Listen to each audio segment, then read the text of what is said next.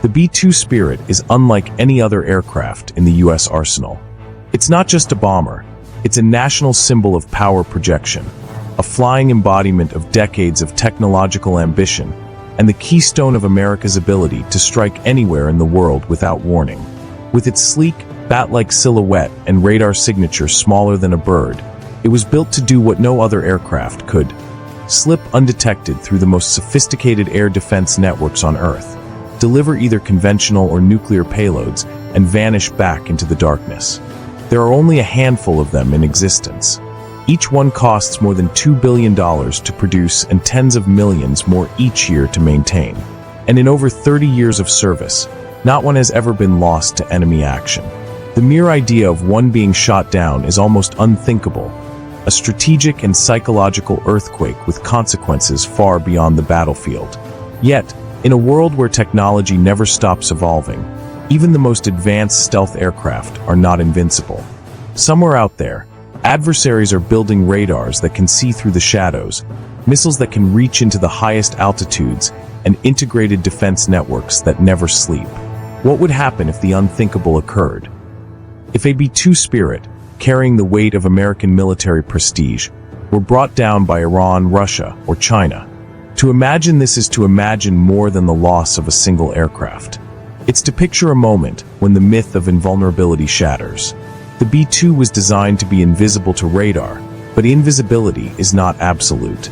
Certain radar bands, like very low frequency and ultra-high frequency, can sometimes detect the faint outlines of stealth aircraft. Infrared systems can pick up the heat from its engines. And in war, mistakes happen. A route becomes predictable, a flight path is compromised, or an enemy's defenses are better coordinated than expected. In this hypothetical, we step into the most dangerous of all what-if scenarios, one where an adversary spots the Spirit, locks onto it, and fires. The reasons for such a moment would vary depending on the adversary, but the result would be the same: an unprecedented military and political crisis. And so, we examine the three most plausible and perilous scenarios in turn. In the skies over Iran, the B-2's mission would be nothing short of critical. It might be tasked with striking deep inside the country, aiming for hardened underground nuclear facilities at Natanz or Fordow, targets buried under layers of rock and steel. The Spirit's ability to fly thousands of miles undetected would make it the centerpiece of such a mission. But Iran is not without teeth. Over the past 2 decades, it has built one of the densest air defense networks in the Middle East.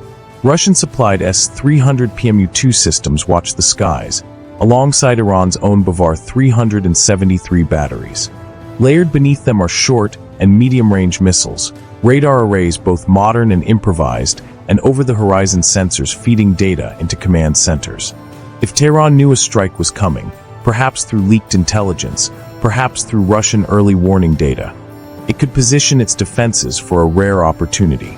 The Spirit, invisible to most conventional radars, could still leave a whisper of a trace in certain frequency ranges. If that trace was spotted early enough, long-range missiles could be cued in for a blind shot, relying on predictive algorithms and overlapping tracking data. Imagine the moment: a launch order given, missile plumes arcing into the blackness, operators staring at green-lit radar screens hoping for the impossible.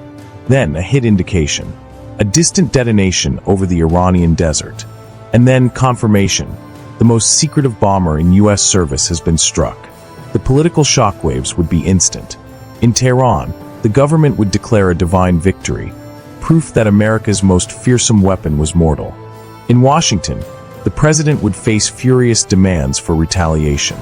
The Pentagon would review every stealth mission profile, searching for the flaw that allowed the kill. And even though the B-2's mission may have been conventional, its nuclear capability would make the shoot-down dangerously close to strategic escalation. Around the world, allies would quietly wonder if American stealth supremacy was fading, and adversaries would study the Iranian playbook with newfound respect. In a confrontation with Russia, the stakes would be far higher.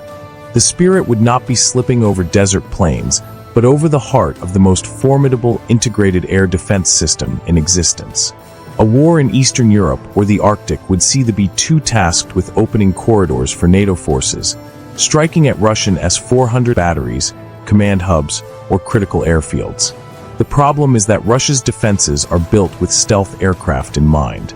The NEBO-M radar system, working in VHF bands, is capable of detecting stealth shapes at long ranges.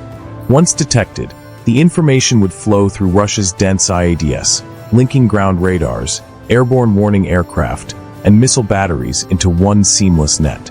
A Spirit identified at long range could be shadowed by interceptors, tracked by overlapping radar types, and finally targeted by a volley of long-range surface-to-air missiles like the 40N6 from the S-400, or the newer S-500 systems designed to hit targets in near-space altitudes. In this scenario, the kill would be a result of coordination and patience, detection by one system, tracking by another, interception by a third. And once the wreckage fell on Russian soil, the implications would be catastrophic for U.S. military secrecy. Every fragment of radar-absorbent coating, every sensor module, every circuit board would be shipped to secure laboratories. Reverse engineering even a small portion could yield priceless information, eroding decades of stealth advantage. Politically, a Russian shootdown would send NATO into crisis talks within hours. The U.S. would have to decide whether the incident warranted invoking Article 5, or if the alliance should avoid triggering a larger war. Moscow, meanwhile, would present the wreckage on state television, its officials declaring the end of the era of American dominance. This scenario carries the gravest escalation risk of all: the possibility that the United States would respond militarily in a way that could spiral into direct conflict between two nuclear powers. A Chinese shootdown of a B-2 would likely happen in the vast expanse of the Pacific, most plausibly over the South China Sea or in the skies above a Taiwan Strait conflict. The Spirit's mission here would be strategic and surgical, taking out China's ballistic missile launchers, disabling its coastal radar network, or crippling its naval forces at key choke points. China's air defense web is massive and growing, a combination of imported Russian technology and advanced indigenous systems. HQ-9B long-range missiles guard the coast, while HQ-19 and HQ-26 systems extend that reach even farther, targeting not just aircraft but ballistic missiles and possibly low-orbit satellites. In the background, a lattice of JY-27A VHF radars and Type 305A AESA arrays feed information to centralized control nodes, ready to vector interceptors at a moment's notice. The B-2's stealth could keep it hidden from many of these sensors, but China's approach is one of saturation. So many radars, so many interceptors, that even the smallest detection can be turned into a targeting solution. In this scenario, the Spirit might be spotted by a distant radar on a chain of artificial islands, its vector relayed to a KJ-500 airborne early warning aircraft, which in turn guides a pair of J-20 stealth fighters into the engagement zone.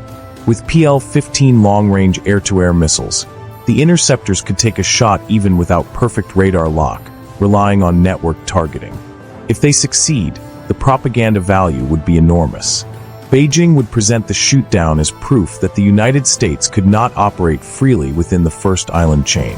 American allies in Asia, Japan, South Korea, Australia, would urgently call for more advanced defenses, while U.S. policymakers would face the difficult choice of whether to retaliate hard or risk de-escalation to avoid a Pacific-wide war. The economic fallout would be immediate, as markets reacted to the sudden spike China tensions and global trade routes came under threat. In each of these scenarios, the consequences go far beyond the loss of a single bomber. The B-2 is a nuclear-capable strategic asset, and any attack on it would be viewed through the lens of potential escalation. The wreckage would be a treasure trove for enemy engineers, its stealth coatings, sensors, and avionics offering a roadmap to countering not just the Spirit, but also the F-35 and the upcoming B-21 Raider. The United States would be forced to reassess its deep penetration bomber strategies, perhaps leaning more on standoff hypersonic weapons launched from outside contested airspace. The credibility of U.S. air power would be shaken. For decades, the B-2's mystique has rested on the assumption that it could go anywhere, anytime, and return untouched. A single successful interception would fracture that image. Allies would need reassurance, adversaries would be emboldened, and the global military balance would tilt, perhaps subtly, perhaps sharply, toward a new age where stealth is no longer the final word in aerial dominance. The history books remind us that such moments can change the course of geopolitics. The 1999 shootdown of an F-117 Nighthawk over Serbia by an old Soviet-era S-125 missile proved that stealth could be beaten. The 1960 U-2 incident over the Soviet Union derailed a key diplomatic summit and deepened the Cold War. And every time, the lesson has been the same: technology buys time, but never permanence. If a B-2 Spirit ever fell to enemy fire, the United States would face an agonizing question: how to respond without igniting a war it cannot control. Yet, in that moment, the world would know that even the most advanced machine of the modern age is still bound by the oldest truth of all. In war, nothing is untouchable.